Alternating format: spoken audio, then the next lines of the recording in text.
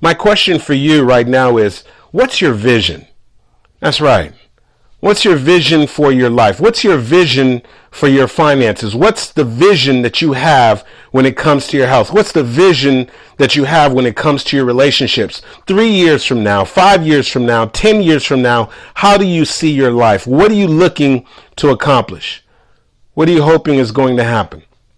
Is there a desire to write a book?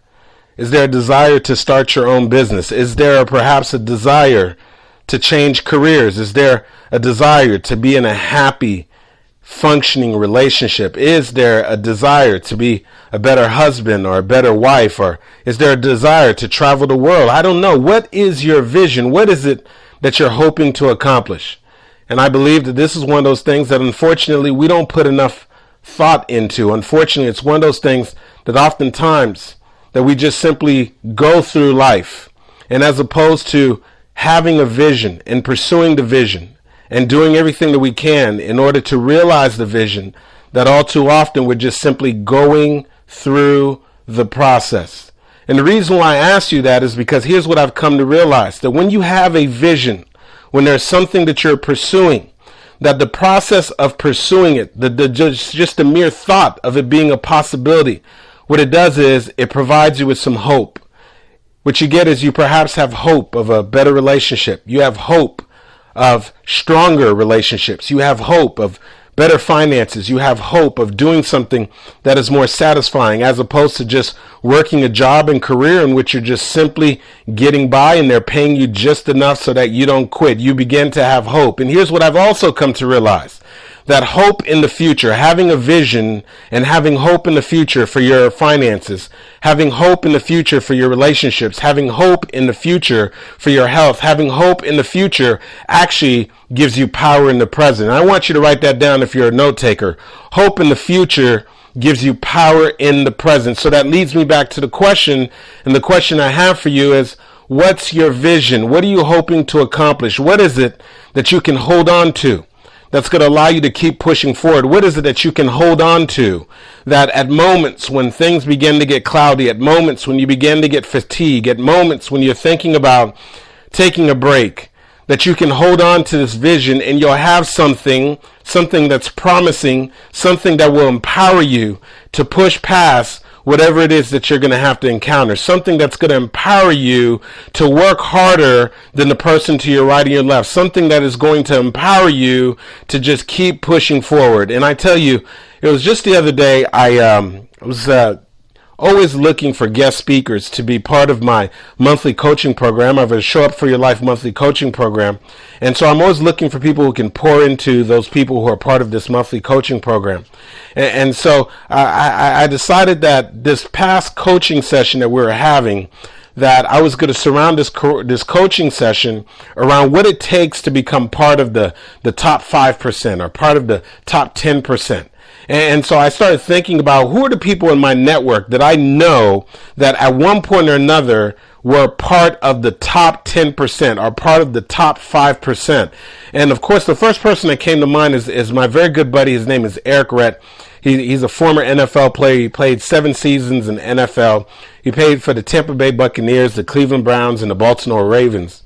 And so I said, Eric, listen, man, I want you to come on and be part of my monthly coaching call. And I want to have an opportunity to interview you and give my coaching students an opportunity to ask you some questions. And Eric shared something that I've never really heard him share this before. And what Eric described, he went all the way back. I mean, all the way back to high school graduation. And Eric said, man, Andy, I won't forget this, man. It was high school graduation. And I remember you said, coming from my neighborhood, let me tell you something. It's a big deal just to be able to graduate from high school. And so he says, I remember going to the high school graduation and being so happy that I knew my mom was going to be sitting out there and I'd have a couple other family members that are out there. And he says, I remember remember, I had finally been sitting there and waiting for them to call my name. And he said they finally called my name. And I remember crossing that stage and reaching over and getting my diploma. And I remember having to sit through and listen to all the other names they were calling. And once I had that diploma in hand, I couldn't wait to get to my mom. I couldn't wait to make my way over to her just to be able to see the smile on her face and see how happy she was. And he said the graduation was over. And he says, I got my diploma in hand. I'm making my way over to the lobby, and I can't wait to see my mom, knowing she's going to be excited, knowing she's going to be smiling because I graduated. I made it. And Eric says he comes out to the lobby, and when he sees his mom, she's crying. And Eric's like, wait a second here. I know that some of the parents do cry when their son or their daughter's crossing the stage, but this is the point when people are celebrating. This is the point where families are taking pictures, they're giving each other high fives, and they're all getting ready to go celebrate. And so he sees his mom, and he says, he calls his mom Mama. He's like, Mama, why are you crying, Ma? And he says, his mom looked over at him and he said, well, baby, I'm looking around at all these parents and I hear all these parents that are talking about that, they're going to go and take the kids out to eat. But baby, we don't have any money for me to take you out to dinner and go to eat and celebrate. And so Eric's a positive guy, and so he doesn't want his mom to feel bad, and so he tries to stay positive. He say, "Oh, mom, that's okay. Listen, Mom, they got a little concession stand over there. Listen, we could take $5 and we could go buy whatever we got at the concession stand, and don't worry, we don't have to go to some nice restaurant and go celebrate. Mom, it's okay." And Eric thought what he was saying was going to make his mom feel better, and she put her head down. And she looked up at Eric again. And she said, baby, I don't even have $5. And he said he literally could just feel his mom's spirit just feel as if it left her. And he said his mom put her head down and she just started walking out towards the car. And so Eric said he was saying bye to a couple friends, and so his mom naturally is walking way ahead of him at this point. And now he starts trying to catch up with his mom. And he says that as he's trying to catch up with his mom, he's trying to figure out, like, well, what can I say right now? What can I do that can make my mom feel a little better? She's not supposed to be feeling like this at my graduation. So Eric says his mom is like, maybe about 20 feet ahead of him or so forth. And he reaches out and he says, he calls out to his mom. He said, Mama. He says mom turns around. And he said when his mom turns around, he looks at his mom and he just holds up 4 fingers in the air. And he says his mom turned around and she's looking at him with the 4 fingers in the air. And his mom almost seems a little puzzled, like, okay, why is he holding 4 fingers in the air? Now, his mom has been to a lot of his football games, and normally they hold up the 4 fingers in the air. It's symbolic. It means that the football team, the game is in its 4th quarter. It means that now is the time to keep pushing forward. And so his mom's confused because it's not a football game. And so he keeps just holding up the 4 fingers as he's making his way to his mom. And his mom look at him, and finally his mom says, Baby, I don't understand why you got those 4 fingers up, baby. We're not at a football game. This is normally you do that when we're in the 4th quarter. And Eric said he looked at his mom and he said, no. He said, Mom, these 4 fingers, no, they're not for the 4th quarter, Mom. He said, Mom, look at me. This is not for the 4th quarter. He says, here's what I want you to know. He said, 4 more years. Mom, look at me. 4 more years.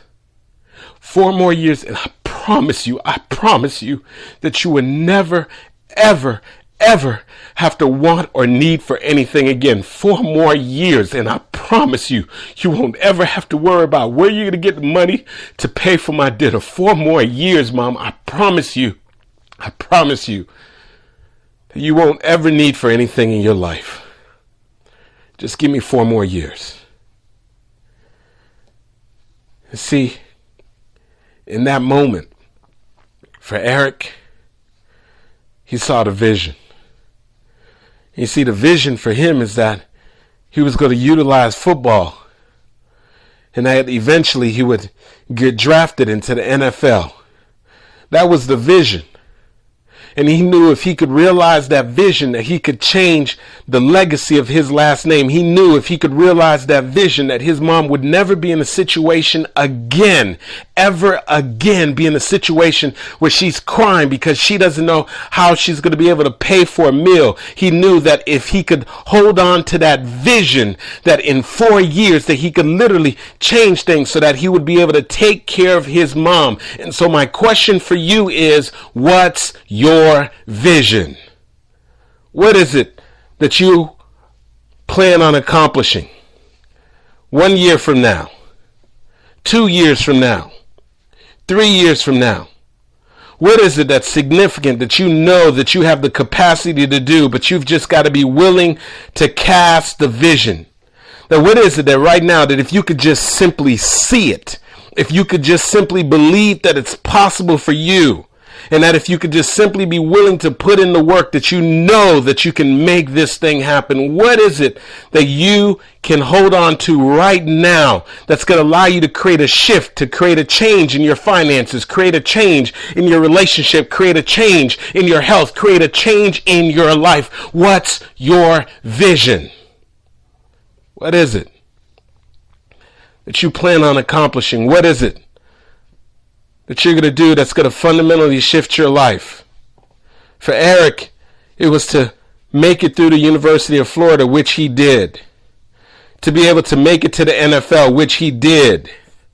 To be able to take care of his mom for the rest of her life, which he has been doing ever since those 4 years went by. And so the question is, what's your vision? What is it that you're going to do? Now, here's what I've got to warn you, and here's what you need to know. And here's the other thing that you really need to know. Not only is it important for you to cast a vision, not only is it important for you to have a vision for your finances, for you to have a vision for your relationship, for you to have a vision where your goals and your dreams, for you to have a vision on how you're going to utilize your gifts, your skills, your talents. But it's also important that you understand this, that when you have your vision, trust and believe that it's not your responsibility to know exactly how it's going to happen. As a matter of fact, here's what I've come to realize, that it will seldom happen the way that you want it to happen or the way that you perceive it's going to happen. As a matter of fact, the exact way that it's going to happen is none of your business. What's important is that, number one, that you have the vision, but number two, of course, that you're going to do the work, and trust and believe and understand that it's not going to necessarily happen the way that you intend or that you want it to happen. And so I know I've had many conversations with Eric, and so his journey to make it to the NFL, that he believed that there are some things that were just going to happen. He believed he was just going to get up to the University of Florida and right away be the starting running back, but it didn't happen like that. He wanted to believe that there would never be a situation where he would ever get injured, but it didn't quite happen like that. He didn't want to necessarily believe that there was going to be individuals that he was going to have to compete with in order to be able to get the starting position, that he was going to have to sometimes deal with coaches and trying to learn the game plan. There's a lot of different little turns and curves and things that he didn't necessarily anticipate, that he didn't necessarily was going to happen. But at the end of the day, he got there. And so here's what I say to you, that how you're going to get out of debt, that's none of your business. Yes, you've got to execute a plan. Yes, you're going to have to budget, but trust and believe it may not happen exactly the way that you anticipated, the way that you're going to use your gifts, your skills and talents. It may not happen exactly the way that you want it to happen. It may not happen exactly with the game plan that you have, but trust and believe that if you cast a vision, if you do the work, it will happen. I can tell you this. I remember being a part of a direct sales company, and this was probably over about 10 years ago. And I remember the very first time that I went to one of their national conventions.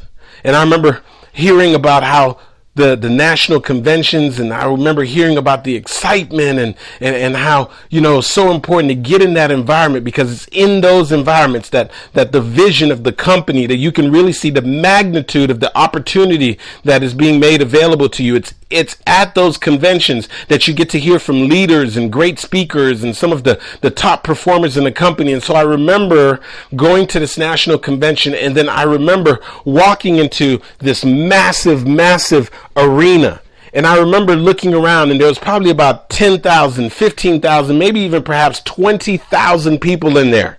And I remember sitting down and being blown away, listening to the music and seeing how I was around all these high energy people and just seeing how all these people were fired up and pursuing their goals and their dreams. And I remember sitting there, and I remember them announcing this gentleman that was going to come out on the stage, and they played some music, and I remember he came out. This guy was nicely dressed. He was well spoken. I mean, this guy right here, he had a way of just grabbing everybody in the audience, and he had a way where people with words, where people were taking notes and people were inspired. And it was in that moment I was sitting there, and I had the vision, and the vision is I want to be able to do that one day.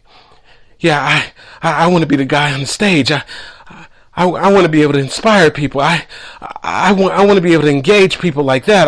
I want to be able to have the people who are sitting here, who are sitting around, I want them to be inspired and uplifted. I want to be able to do what that guy's doing. I know I think I can do it. I believe I can do it. And so that was the vision. But then let me tell you something. I thought that the way that I was going to realize the vision, here's how I thought it was going to happen. I thought that I was going to work my butt off within the company. I thought that I was going to continue to get to the next level and the next level. I thought that eventually I would get to the top position in the company. And I thought that the way that I was going to get on the front of the stage by being one of the top earners, the top positions within the company. And that's how I thought that my vision was going to come to fruition. But see, here's what I didn't know. It wasn't going to work out like that. What I was going to discover is that I had this desire, this internal drive, this calling to develop and work on my voice. And through working on my voice and going to personal development seminars and reading the books and tapes and seeking mentors and developing my voice and working on my gift and working on my skills, that eventually that I would get phone calls from major corporations. Eventually I would get phone calls from individuals that are putting on personal development events. And then eventually I would get a phone call and get an opportunity to be at a direct sales convention and being called out to the stage with music playing before I came out on the stage in front of thousands of people, delivering an uplifting speech. You see, the vision came to fruition, but it didn't quite happen the way that I thought it was going to happen. And so maybe perhaps right now you have a vision, something that you've been working on, something that you're pursuing, something that you've been trying to make come to fruition, and you're starting to get distracted. You're starting to feel as if it's not going to happen. You're starting to feel discouraged. You're starting to feel as if maybe perhaps this isn't going to happen for me. And so what I want to remind you is that when you have the vision, that just remember, it's not always going to happen exactly the way that you anticipate it or the way that you want it to happen. Sometimes you're going to take a completely different route, but the important thing is that you cast the vision and that you be willing to do the work. And finally, if you're a note taker, here's what I want you to write down. That it's important that you keep the vision in front of you. You've got to write the vision and make it plain.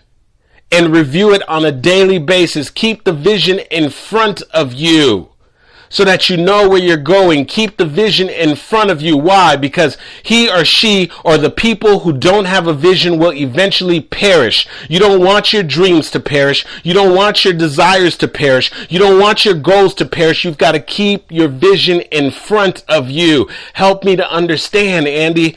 I'm going to tell you. I was at my fiance's condo.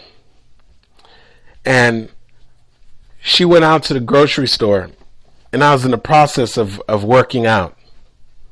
And so she's really big on these vision boards. She loves doing vision boards. And sometimes I tease her about it because she has these vision boards all around her condo, and she's always looking for images of things that she wants to happen or things that she wants to come fruition. So she's always looking for the vision, and the way that she keeps the vision in front of her is by putting it on this vision board. And so here I am, I'm working out, and so I'm working out, and part of my workout, I start running in place. And so I'm running in place, and as I'm running in place, I start focusing on her vision board. And as I'm focusing on her vision board, all of a sudden now, I'm starting to see images that are popping off the vision board. And the reason why the images are popping off of the vision board is because as I'm working out and I'm looking at these images that are on the vision board, it's almost spooky and eerie. Why, Andy? The reason why is one by one, I'm looking at pictures that she has on her vision board, and one by one, I'm seeing things that we actually did.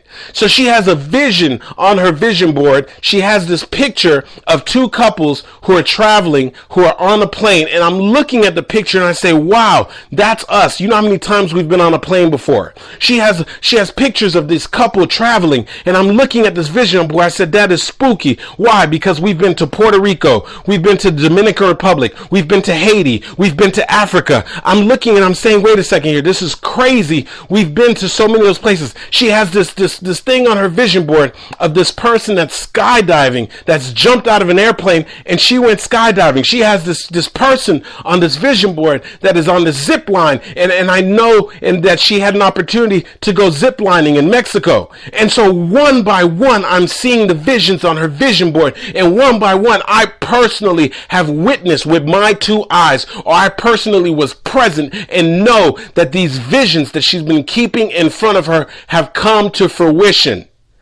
And so what I'm saying to you is this, that you've got to keep the vision in front of you. That you'll be surprised that the thing is, you don't want to just be pulling towards your goals. You want to be pulled towards your goals. And the way that you do that is by keeping the vision in front of you.